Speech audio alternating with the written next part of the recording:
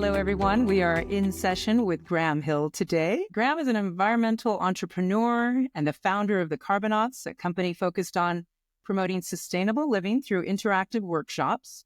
Graham has a rich background in environmental initiatives, having previously founded the popular green website Treehugger.com, which was eventually sold to Discovery Communications. He also launched Life Edited, a consultancy that helps people design their lives for simpler, more sustainable living with smaller footprints.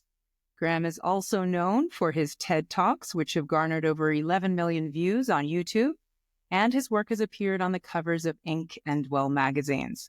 Now, The Carbonauts partners with major corporations such as Amazon and AT&T to foster sustainability-minded cultures within large organizations. The company's mission is to inspire 25% of the population to adopt lower footprint lifestyles, which Graham believes will trigger broader societal change towards net zero living. And with that, welcome to Graham Hill, and thank you for joining us for a conversation today. Hi, Graham. Hey, thanks for having me. So, when we've got someone who's done so many amazing things, I think a lot of people want to know who's the person behind the name. So for that, what were some of your early influences? How did you get into the world of sustainable and environmental living? I think as perhaps a fair number of people, parents were pretty influential. And so I had, hippie parents. They don't think they're hippies because they don't think hippies are allowed to actually have jobs. And they did. I was middle class. My dad was an airline pilot, etc. But we sort of lived in a back to the land kind of situation. They'd sort of moved from close to Montreal out to the country and bought a bunch of land and, put a driveway in and built a pond. And my dad was, and mom and later stepmother really made it happen. So there was a lot of health food. There was, heating with wood and kerosene lanterns, and when the power would go out and we'd be just fine. Everything worked. So there's a big focus there, and gardens and lots of outdoors and all that. So I think, hippie background is the long and short of it. So the huge early influences surrounding you, obviously with family. How did you turn that into a living and an education? You obviously went to school and studied architecture and design as well, right? Yeah, I did a 5-year architecture degree, and then I did a few years of product design in Vancouver. And so it was circuitous. I didn't do it immediately. I was attracted to it. I definitely, but I fell in love with the internet and ended up building one of the first companies to build websites in '95. So very, very early.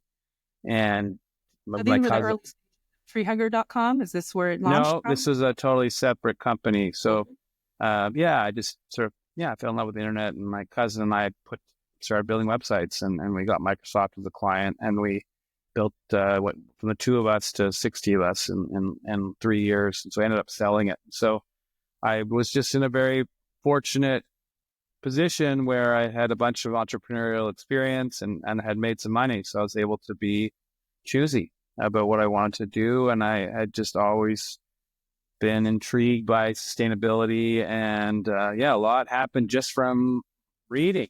A lot of people know you also for creating the We're Happy to Serve You ceramic version of the paper cup that was so popular starting in the 60s in New York City, right?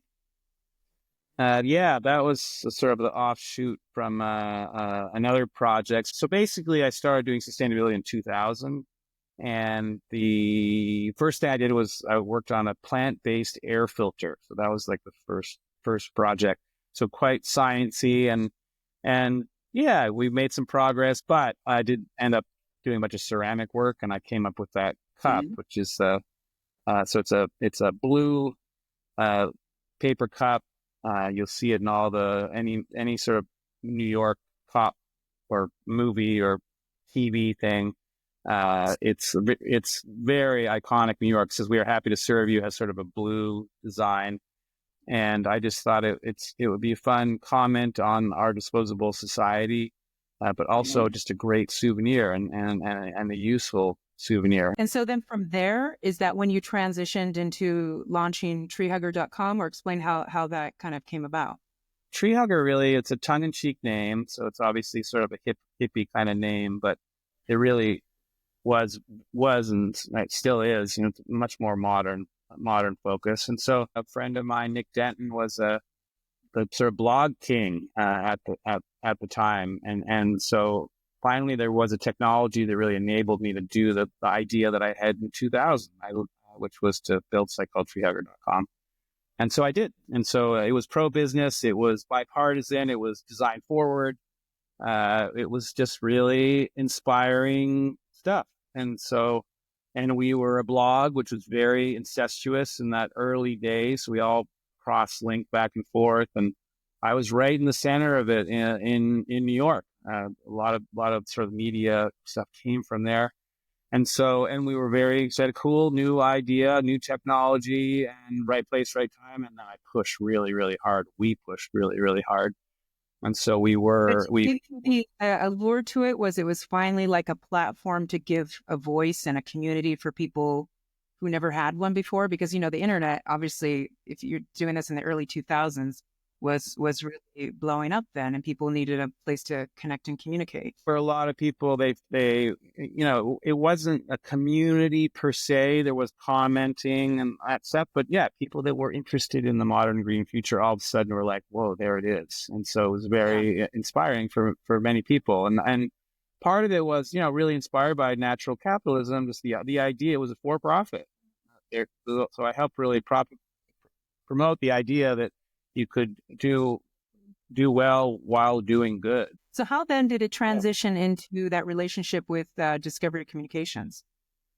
So we pushed very hard. It's like at a certain point, we were probably posting 85 posts a day. So at that point in the mid 2000s, if you searched for some green topic online, like we were on the first page. So we just had tremendous traffic, and we were the most popular site on the web in terms of that space. And so we had good advertising attached to it, and Discovery really wanted to push into that area, and they had a channel. And so we're very grateful to Discovery, and it was I worked for them for a number of years, and they really kept it going. And then they did a joint venture with Mother Nature News. Finally, I think ended up selling it, and now it's part of IAC and part of the Dot Meredith group. Now, how did it transition then? Because you do have quite a following too on creating this conversation about minimalist living. Obviously being more sustainable, and then you moved into or launched another company, Life Edited. You want to talk about that? Yeah, sure. So Life Edited, background of architecture and product design, and then into sustainability. So it's all those things basically coming together. And I lived in New York for a while, and I did a lot of media, and I thought, wouldn't it be great if I could just build the model, build the life that I'm promoting, and then bring friends in, but also bring journalists in to sort of experience that way of living. And so that was really started. I wanted to buy and build my own, sort of renovate my own apartment. So that's how it all came together. And so I just started came up with the idea. About it, actually do it. I mean, that's an accomplishment in itself. Do you think that type of living, I mean, I've seen some of the videos and the pictures, and it is amazing how much you were able to fit into a small space. So maybe you can kind of take us through an example of how you can condense a lot of living into a small space, and it's realistic. Yeah, so Life Edited 1 was on Sullivan and Houston. It was 420 square feet. I basically came up with this really, really aggressive brief, raised some sponsorship prizes, and sort of crowdsourced the design. And so it was one of the early people to do that, I would say. And yeah, it was like, I wanted, it was 420 square feet. I wanted to be able to work at home. I wanted to be able to have dinner for 10 people. I wanted to be able to have a guest bedroom. I wanted to have a full bathroom. Dinner for 10 people in 450 square feet. How does that work? Well, yeah. So if anybody wants to search that, it's just search, Life Edited, New York. I think it's LE1 is the title, but we basically made, the core idea there was a large main room that transformed, and it transformed via resource furniture, beds that fold down over the existing couch. And then there was a table that was only like about that wide, but would extend to be like 10 feet long. And then we had leaves in the closet, and then a beautiful set of stacking chairs, also resource furniture. So we could do that. And then we had a moving wall that came out and separated the space in two, and then bunk beds fell out of one side, and then the curtains magneted to the side, so you could have a queen Murphy bed on one side, and then bunk beds, guest room on the other side. So the whole thing just transformed. The office was in that moving wall. It was more sort of I'm big on standing desks. It was a big stand-up desk, but the resets monitor, and then a sort of the desk that would come out with keyboard and everything. So it was a great little home office. So it was incredible. It was really modern, really clean, tons of storage, great bathroom, like everything worked really, really, really well. Everything you could want. Yeah. Yeah. And so I did that one, and then I did another one upstairs, 350 square feet, and I lived in both of them. Yeah, and the whole idea was just that if you're smart about how you apply design, technology, and a little behavior change, you can live in a really compelling manner, and it'll save you, it'll lessen your footprint. Over time, it should actually save you money. And it's just a really compelling, beautiful way to live. A lot of us, when you think about it, some of our best times in life were times where we have little space. And so it might have been your dorm, and if you went to college, it might be, traveling, you're just staying in the hotel, you only have a bag or two, going on a boat. Like, there are all sorts of examples where life's great and you actually don't have a lot of stuff. And so that was the simple we carry all idea. that stuff. You lighten that load. Your experiences, people are what matter. And I'm sure your utility bills were lessened, right? Or lowered, and oh yeah. Yeah. Your square footage affects heating, cooling, lighting, cleaning, all of those things. So the TED Talk that I gave on the subject, I sort of bring up empty box out and I ask the audience, like, what's in the box? And I talk about how, like, must be important because I've moved with it from place to place to place.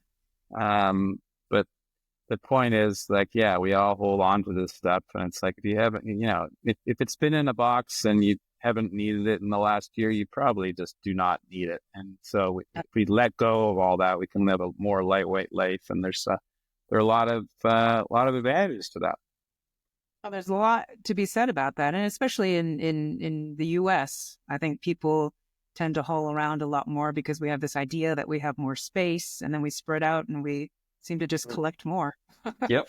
Right. Yeah. It's back then. I'm sure it's bigger now. It was a $22 billion industry. I'm sure it's the personal storage industry. It's like we have an unbelievable amount of storage, and also happiness levels have flatlined since the 50s. So we have about 3 times the space per person. We have smaller families and bigger homes, and so we have about triple the space we did in the 50s. But happiness levels are the same. So I think it's like, we all know, also, statistics aside, intuitively, yeah, more space and more stuff doesn't make one happier. In fact, it might be the opposite. Yeah, well, that's a correlation that makes you think twice about how much we carry on our load, right? So then, when talking about sustainable living and how do we, a lot of people care about it, but then putting your words into action. So you then moved on and launched the Carbonauts. Now that was like what that's about, and who are you reaching out to? Yeah, so the Carbonauts, at the highest level, we're in employee engagement for large companies. Like, that's sort of what we do. And one really heartening thing over the last number of decades that I've been doing sustainability is just many of these companies have really aggressive goals, sustainability goals. It's awesome. And they're not just 2050, they're 2040, 2035, 2025. Like, it's needs to happen. Unfortunately, we have tiny sustainability teams, and we're in low-hanging fruit stage. Like, now is the easy stage. So trying to get to net zero is like the easy part's the first part. The harder part is the later part. And so we've talked about every job needs to be a climate job, which is totally true. But we certainly need all hands on deck for this stuff. We need individuals, we need corporations, we need governments, but then within the corporations, it needs to be more than just a sustainability team. In other words, your culture, you can come up, the sustainability team can come up with a big, but really cool strategy. But so crystal clear, sustainability equals recycling, full stop. That's what our culture believes sustainability is. And it's not, it's a tiny portion. And by the way, even though that's what we believe, we do a terrible job at it. And I encourage anybody, if they want to be depressed, just look in recycling containers as you go about your day, and you'll realize that how bad a job that we're doing. And so we want people to understand what matters. That's the big thing. You've got to change the people behind the policy or their mindset and attitudes. We have to change the whole damn thing. Everything. We have to change the whole thing, everything. So like that's why people are pointing the fingers. Oh, it's the 100 corporations, or it's the government that has to do. Oh, it's the individual. It's just like everybody, and we're all complicit. We're all part of it. And so in a way that's our job. There's the tiny sustainability team, and then there's the rest. So we want to get people to understand this stuff. And get connected to it emotionally. There's always been tons of information out there, but that's not getting us there. So you need people to connect emotionally. And so we've sort of gone old school, and we do really compelling cameras on workshops in groups of people. So it's in community. These employees from the company, like overall employees, or are they just from the sustainability team? Outside of the sustainability team for sure. Yeah. Sustainability teams, some companies it's like one or two people.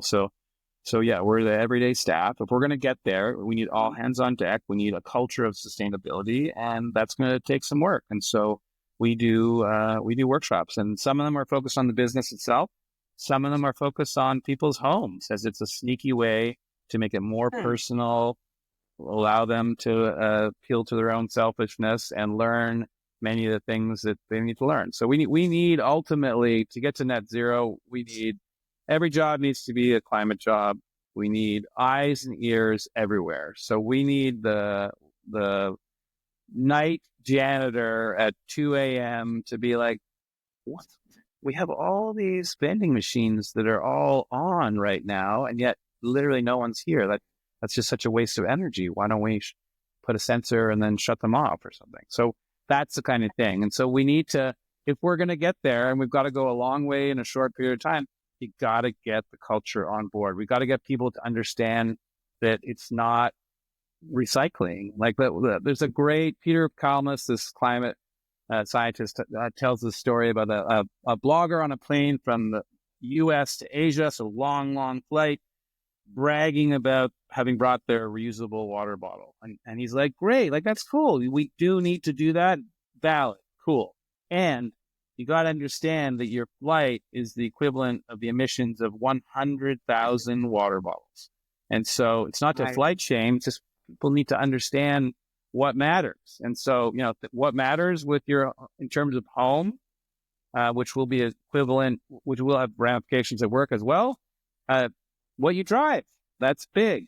You're flying, that's big. Your utilities, that's big. Your food, that's big. So we need to understand those are the things. And unfortunately, the average person is just worrying about recycling and doing a terrible job at that for the most part. So many bins with just a mix of everything in it, garbage included. So yeah. So then share with us an example, maybe if you can share a client too, like what client did you go in and what did you do in this workshop, and did you see results?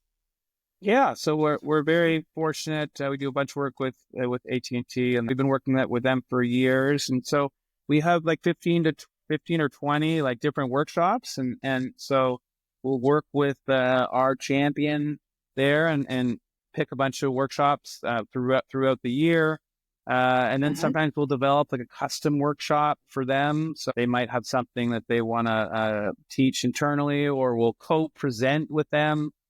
Someone ahead will present, and then maybe a division, and then we'll contribute, talking about e-waste or one of their goals. And so, so we put together like year-long programs typically, and everything from off-the-shelf workshops to like fully customized. But the main idea is to try to, we're like coaches and cheerleaders. So we're helping people sort of understand what matters and get them excited to be doing stuff at home, helping scope 3 for the company, but also contributing at work and getting people excited about sustainability and what they can do.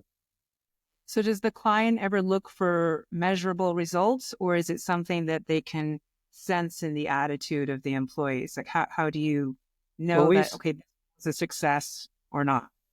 I mean, a lot of this is employee engagement. So part of it is there's sort of ESG reasons, but there's also HR, attract and retain it is big, and keep people motivated and productive at work. Like, it's important that they realize that their company is doing some good work. And so we're very, very helpful in that. Some of our courses actually use a carbon calculator. So we have specific measurements and we can see stuff. And then we run like a net promotion survey and NPS after every one, and we get comments. And so we have a really good understanding. And with some clients, they may be game to do a before and after, so we can do some studies to sort of see what happened. But we certainly get a lot done. We get people excited, and we help bring it to life within the company. We have something called a Make It Visible program, where we really try to highlight the true heroes, which are people just doing stuff, actually going out of their way to make stuff happen at home and at work. And those are the real heroes. And so we really try to promote them so that they feel good and so they inspire others to do more. So, when probably in all of your work, you come across a lot of people who do care. They care about the environment. They care about where is our planet going? How do we maintain the world that we live in, all the resources? But when it comes down to the economic challenge, as much as someone wants to do really good, if there's a family, let's say, that says, I can afford to spend $50 on some shoes for my kid, but you know what? I can just pick up a pair for 10.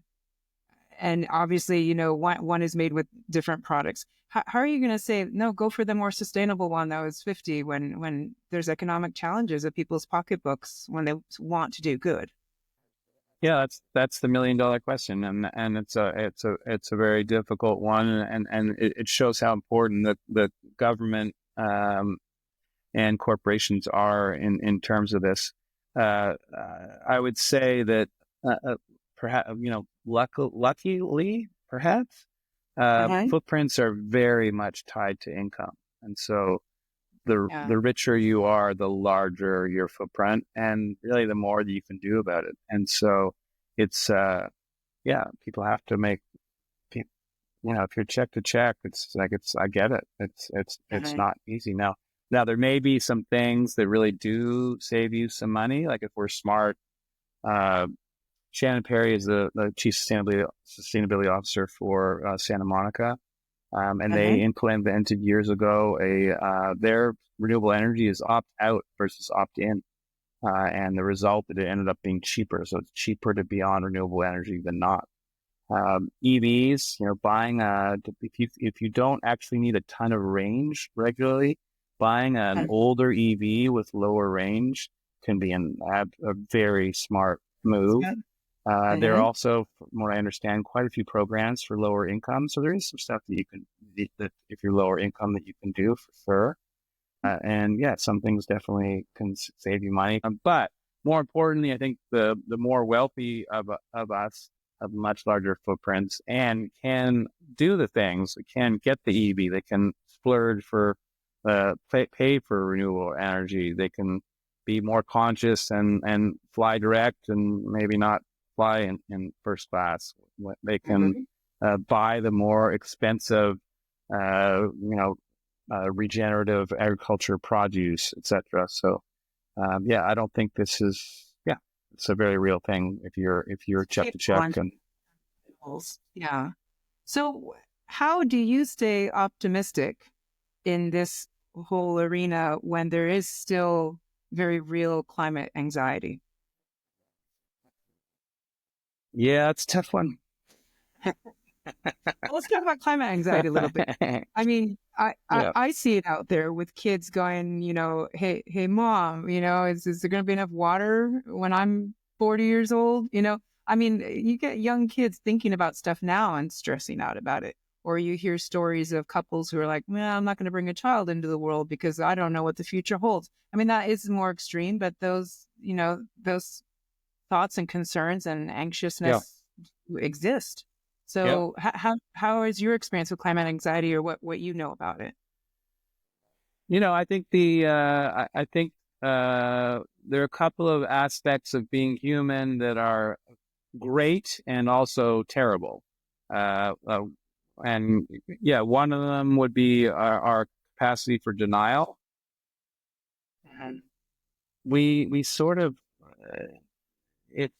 we're somehow built that way, and sadly, if we weren't, everything would be fixed. Like if you couldn't pass a homeless person without really caring for them, then there wouldn't be any homeless. We would just work it out. So we have this denial, and that's the really scary one, because we're definitely living in denial. All our institutions are telling us exactly where this is going, and it hasn't gotten better. We're headed in that direction. Another aspect of being human that's really problematic is that we habituate to things. We get used to things. And so, all of a sudden there's a lot of smoke around in the summers up on the West Coast because of a lot of fires. Or it's a lot hotter and we just get used to it. So those two things are really problematic. So, it's not looking good. It really, that's the honest truth about it. It's not look good. We have not made much progress. The vested interests are just, seem convinced that they're going to just, money is God, and we're just going to go right to, yeah. So it's a little terrifying. But yet on the flip side, you have people coming to the Carbonauts, even large companies, AT&T, Amazon, saying, hey, we actually do care. We want to affect change, or they're trying. So that must, Absolutely. Yeah. So don't worry. I've got a positive end to that statement. But it's very real. So there's some great news out there, all the time. And there's big companies setting these aggressive sustainability goals is awesome. And there's just a ton of science and technology work that really is happening. And so, I think that humans we're very innovative. We've come up with amazing things. Like you can see a 700-mile range amazing car in our future. That just like, why would you ever have a gas car? We have renewable energy is now cheaper than fossil fuel energy in many places. Maybe someone will nail cell-based meat, would transform the world. So I'm optimistic that we're innovative, and there's real opportunity for people who come up with solutions. I think we will more and more, it will be clear to us that we've got a real problem. So the weather's just going to get worse and worse. And there'll be more regulation and more incentive and I think there are a lot of things that could totally change this game in a big way. Do you worry about maybe geopolitical influences? So I mean, there's so many other factors battling the sustainable course.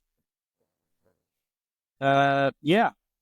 Listen, it's very easy to paint a very scary picture, and I think at this point that's quite a realistic one. Stuff is changing, and I think that there will be some very fast changes at some point. And that's what we need to remain hopeful for. And I think wind, as it becomes more and more of a good business, Texas big in wind, like huge in wind, and I think we'll see more and more of that as there's opportunity. The challenge is just fighting the vested interest. Who and like fossil fuels, it's like we just all the reserves that they have, we cannot burn them. Like we know scientifically we're done if we burn them, and so. It's very serious. We're like, our direction is very, very clear. And we come up with amazing things. I mean, with this AI stuff, although potentially a nightmare in terms of energy, but I bet you they figured that out. Like they weren't thinking about that 2 years ago. And, Right. there's just stuff that comes along. I don't know, the iPhone just transformed it. Like there's just so many things. Do you think even if we want to take a positive out of the pandemic that we had with COVID, is that it inspired people to travel less but connect more with, whether it be Zoom calls or Microsoft Teams or any of those things that you don't have to fly someplace for your first talk, or you can get a lot done on these video calls. 100%. Yeah. So there's a lot, but you can find a ton of positive news, and it's serious. We do need all hands on deck, but yeah, I guess so. I remain optimistic in us innovative humans coming up with great stuff, and everything's been moving in that direction. More and more people are aware. More and more incentive. There's more and more regulation and stuff that can be helpful. So that's what we need, the positive entrepreneurial environmental mindset. So, and that would be you as well. With the Carbonauts, is that your space right now that you're in, or do you have future kind of ideas in the works that you want to share or anything? Yeah, Carbonauts is my 100% focus at this time. And yeah, I mean, I think my next thing I probably will work on cheaper, better, faster. I think that's what we need more than anything. We just need, I would probably pick a part of the world that I could focus on, maybe go back to my design roots somewhat. It's about cheaper, better, faster. I think 5% of the world will make some form of sacrifice. And I think, unfortunately, 95% will not. And so for those... What do you mean cheaper, better, faster? So better for sure. As in, so then the other 95%, they're not going to sacrifice. So they're going to move to whatever solution if it's cheaper, better, faster. It's just like it's just got to be something better.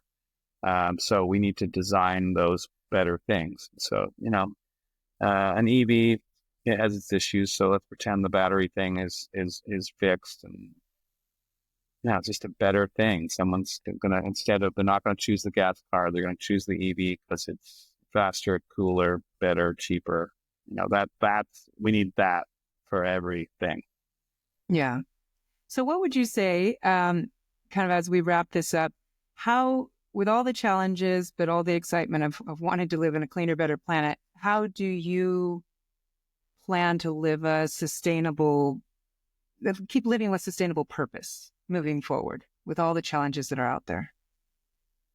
Is it the mindset? Is there a certain action, or just keep being entrepreneurial? Yeah, I mean, I think my skill that I can bring to bear is, being the entrepreneur and having, 25 years of looking at this stuff. So yeah, I think for me, it's working on cheaper, better, faster, and like trying to figure out the solutions. And yeah, I mean, I love, design is like problem solving, and we got a lot of problems to solve. And so that's, needed and fun for me. And yeah, I just want to make it easier for people to live sustainable lives. And like philosophically, I still might do some of that, but it's crystal clear. Like we've lost our way. And it's just like, we know, like, money does buy happiness for a little while, going from, nothing to 20K, 40K, getting a roof on your home and food security. And like, it really does buy happiness. But then as you get to 80, 100, it's like, you can, take a slightly nicer vacation. You can get a slightly more expensive bottle of wine. You can whatever, but your happiness level will hardly move. And so I think we need to understand, like, that happiness is not about space and stuff. It's a little bit in the early, but it's just for the rest of us, like, it's about relationships. It's about experience. Like, that's what life is about. And so we need to move past this, like, excessive lifestyles that so many of us lead, because we're spending money from our descendants. And the lucky thing is, like, there is a exciting modern green future that's really a happier, healthier way to do things. And so we just gotta get there. So we got to get people into it, and we got to build the products and services to support it. Well, that's the optimistic environmental entrepreneur mindset that I think we need more of. So thank you for sharing with us today and for joining on this conversation. We just keep being positive and know that with more people like that involved, things will change and improve. Thanks. Appreciate that. Appreciate the opportunity. Thanks so much for being in session with us today. We appreciate it, Graham.